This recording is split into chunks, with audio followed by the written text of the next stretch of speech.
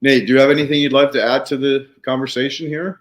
I mean, I enjoy where the general direction of this conversation is going, man. I mean, I think you kind of nailed it spot on with how things have changed since World War II, and basically between the military industrial complex and the petroleum, the petroleum industry, and where these fertilizers have come from, and being sold to farmers as some sort of miracle that is going to add, put money in their pockets, make their jobs easier, and really it's just degraded the quality of soil over time. And not only is it hurting farmers, but you look at the effects that it has on the land, the waterways, the dead zones outside of the major rivers that empty into the oceans, and it's affecting a whole lot more than just the farmers, and getting everybody educated about what's going on. And I think that that's kind of the most important thing. And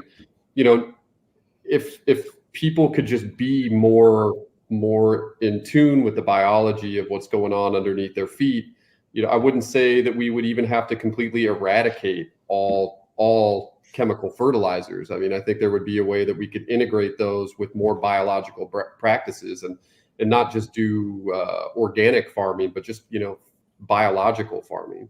But the need for those things would be drastically reduced, and the benefits could be huge. Yeah, that's a great example. Chemicals used efficiently and responsibly are very, very different than what we're talking about. Yes. Yeah, so true.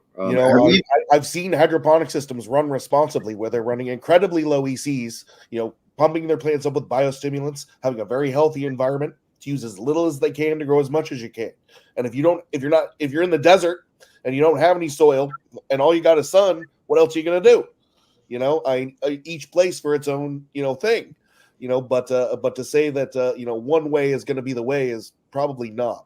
It's got to have to be a compromise, and it's going to depend on where you're at, where you live.